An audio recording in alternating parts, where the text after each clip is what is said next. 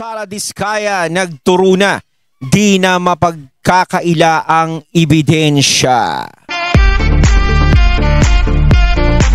Ayon, syempre itong balitang ating matutunghayan ngayon ay nagmula kay Robin Sweet Showbiz. At ito po ang inyong lingkod na si BT na magbibigay ng reaksyon at komento dito sa video na ating matutunghayan ngayon. At huwag na natin pagtagalin at sabay-sabay na nating panoorin ang laman ng video na hatid sa atin ni Robin Sweet Showbiz at bibigyan natin ng reaksyon ng balitang ito. Pasok! Din siya at impormasyong nakakalap ngayon ng mga netizens. Isa lang ang kanilang itinuturo.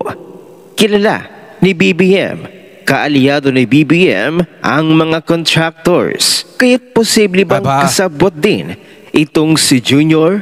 Matatandaan natin na noong nakaraang midterm elections, nag-oath pa itong si Sara Diskaya kasama ang kanyang asawang si Curly Diskaya na sila ay opisyal na miyembro ng Partido Federal ng Pilipinas, political party ni Bongbong Marcos. Kaya't maliwanag na maliwanag pa sa sikat ng araw, hindi na may pagkakaila pa, kapartido at kaalyado na Samantala pilit na pilit ikinokonekta ng mga kamping at loyalista ang dating Pangulong Duterte kay District Engineer Henry Alcantara na siyang sangkot ngayon sa anomalya at korupsyon. Ano ba naman yan?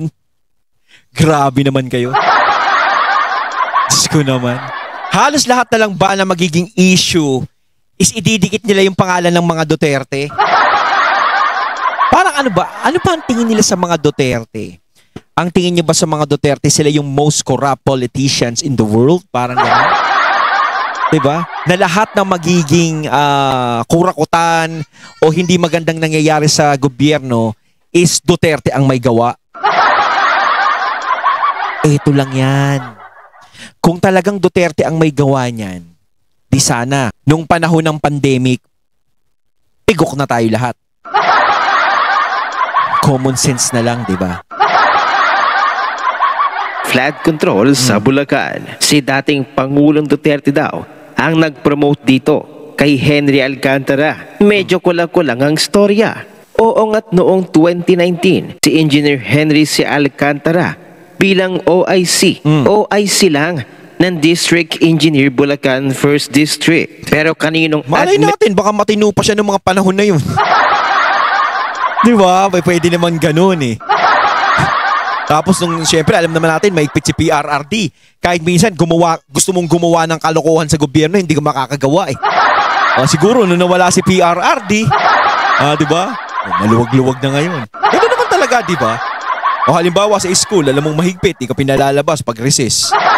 Tapos biglang nagpalit ng ng head guard. Naging ka-vibes mo. Pwede ka na lumabas, syempre. Parang ganun lang yun eh. Administrasyon ba pumutok ang anomalya at korupsyon?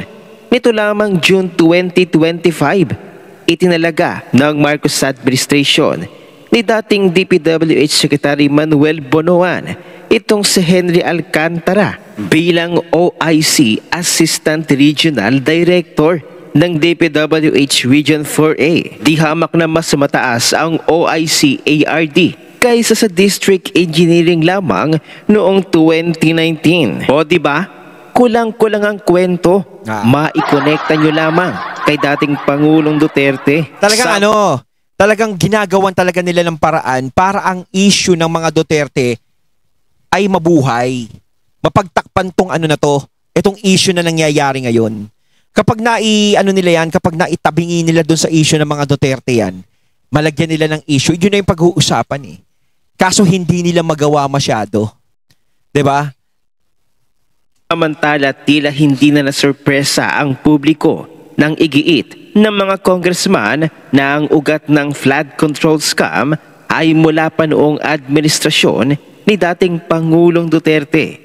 Sa unang pagdinig ng House Infrastructure Committee, sinabi ni Manila Representative Joel Chua na ang mga anomalya ay may pinagmulan sa budget insertion noong panahon ni dating Pangulong Duterte. Aniya ni Joel Chua, noong 2017 pa lang nagsimula ng maglabasan ng mga babala, sunod-sunod ang mga ulat ng Commission on Audit mula 2017 hanggang 2020 na naglantad ng ilang libong proyektong delayed, epektibo o tuluyang hindi na ipatupad na nagkakahalaga ng daang-daang bilyong piso. Dagdag pa ni Chua, iniulat ng PCIJ noong 2018 ang pagkakasangkot ng ilang malalaking kontratista at mismong House Appropriations Committee ang nakatuklas noong 2019 ng mga flood control projects na isinisingit ng walang malinaw na batayan. At noong 2020, hindi na raw mapagkakaila ang kabulukan matapos aminin ni mismo ni PRRD daw na talamak ang ghost projects sa bansa. Kaya't ang mga flood control projects daw ngayon na naglilitawan sa Marcos administration ay tinawag ni Joel Chua na namana lang daw mula kay dating Pangulong Duterte. Wow ha. Namana. Talagang idinidikit talaga. Mariose. Ay nako. Wala na tayong masabi talaga dito sa mga taong to, no? Na talagang sukdulan hanggang impyerno ang galit sa mga Duterte. Grabe. No, gagawa sila ng paraan para ang pangalan ng mga Duterte ay mawala sa eksena at ang mga tao ay mapaniwala na ang mga Duterte ay nasasangkot sa mga katiwalian. Kaso nga lang laging sablay ang ginagawa ninyo. Hindi kayo pinagkakatiwalaan ng mga tao sa sinasabi ninyo. Diba? Kasi nga ang mga tao, alam ng mga tao kung ano ang ginagawa ng mga Duterte simula nung nanunungkulan sila. Sa Davao pa lang nakita na natin kung ano ang ginawa ng mga Duterte. Maayos na panunungkulan. Kayo ba sa mga nasasakupan nyo, naging maayos ba ang panunungkulan nyo? Diba? Si Chua. Diba? Meron ka pang ang kaso kay Mayor Isko. Diba?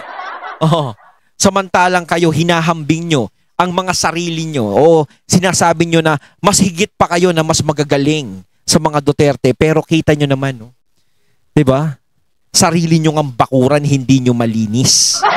Pero ang bakuran ng mga Duterte na napakalinis ay inyong dinudumihan. Alam nyo kung sa pagiging tiwali lang, no, mas malalaman ng mga tao kung talagang tiwali ang mga Duterte. Hindi lang dito sa buong Metro Manila o sa buong Pilipinas. Ang unang makakaramdam kung tiwali ang mga Duterte, walang iba kundi ang mga taga Davao. Sila yung magpapatunay niyan. Dahil sa tagal ng nanungkulan ng mga Duterte, siguradong mararamdaman nila kung ang mga Duterte ay nagpabaya sa panunungkulan nila sa Davao. Diba? Kita nyo nga, Mayor. Diba? Mayor naging presidente. Vice Mayor o Mayor naging presidente uli. Diba?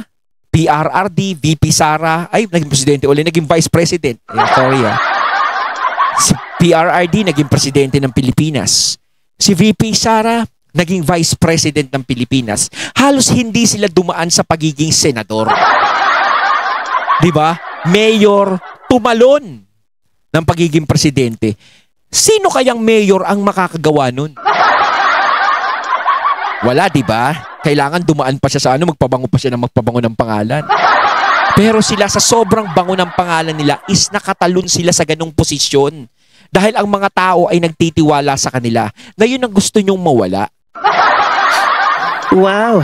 Ang galing ng analysis mo, Joel Chuchu. Samantala ang sagot ni Vice President Sara sa patuloy na lumalalang korupsyon sa flood control projects ay kung seryoso daw talaga itong si Presidente, tapos na yan ay isang araw lang.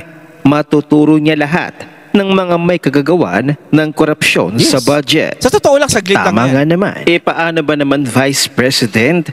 Mahihirapan talagang ituro ang kanyang sarili.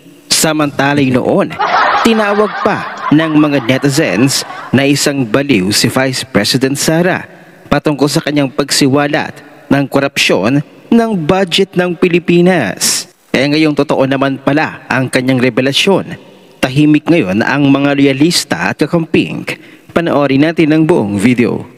Nostra, tinawag pa nila si Sara Duterte na baliw. O ngayon ano sila? Hay nako. Oh my. So tinawag nila si Sara Duterte ng baliw nung nagsabi si Sara Duterte no galit na siya.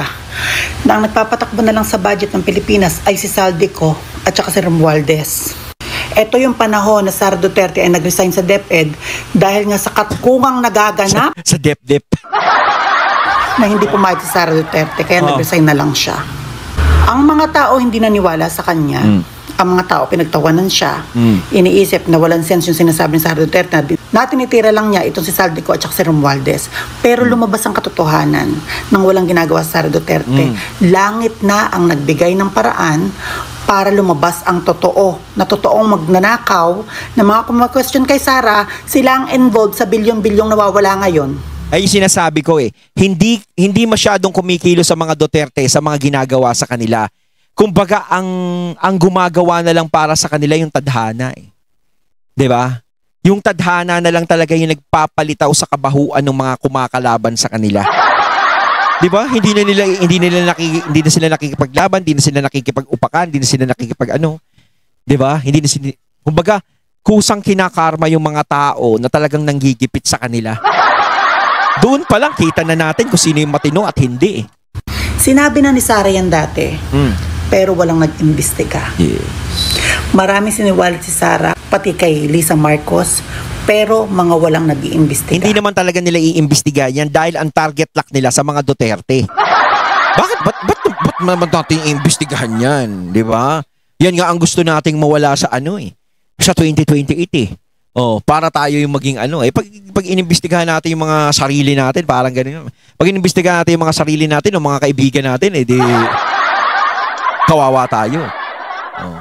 Kumbaga yung simpatsya ng tao nga kailangan nila eh. 'Di ba? Kailangan nilang makuha, kailangan matanggal nila yung simpatsya ng tao sa mga Duterte. Kailangan yung simpatsya ng tao lumipat sa kanila na hanggang ngayon hindi pa rin nila magawa. Usa na lang lumalabas ang katotohanan. Yes. Imagine niyo kayong mga magnanakaw, kayo ang mga question kay Sara. Napakarami nagtanong kay Sara Duterte, napakaraming gusto siyang mapa-impeach dahil sa 125 million.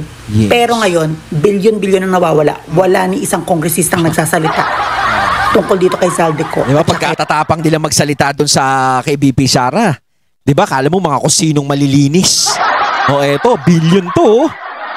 Eto yung hinihintay niyong break. Romualdez, mga protector kayo ng mga magnanakaw. Nung panahon na sinabi ni Sara Duterte, kung inimbestigahan na yan, yung mga nakawa na yan, DepEd pa nga lang eh. Sa Ngayon DepEd pa lang, pumasok itong si flood control. Ano pa yung iba na hindi pa natin alam?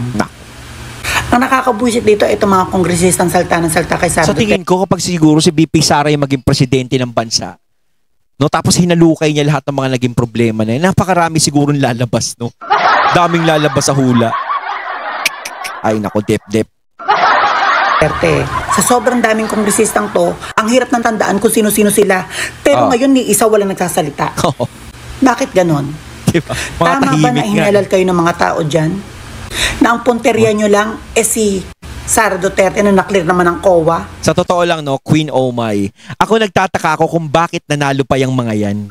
Ngayon, nitong midterm election, akala ko kasi magsisilbing dala na sa kanila yan, na hindi naman nanalo yung mga yan. Pero ewan ko ba, parang ang lakas pa rin ng espiritu ng mga yan. Kaya tulis, nagtitiwala sila sa sarili nila eh. Kaya ang laki ng paniniwala nila na kakayanin nilang malaso ng utak ng mga tao. Dahil hindi tayo natatalo, binoboto tayo, ito pa rin tayo.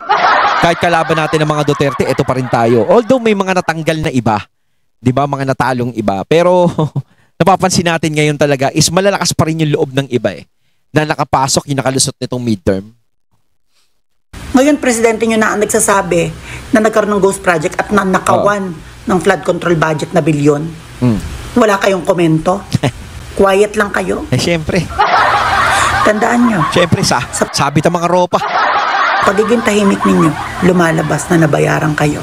Ayon, natating natunghayan ng video na nagbula kay Robin Sweet Showbiz. At syempre, natunghayan natin ang video na ng boss na binigyan natin ng reaksyon na nagbula kay Queen Omay. Kayo mga katunay ng masasabi niyo tungkol dito. Comment lang po kayo sa comment box. So once again, I'm BT and I'm out. Peace.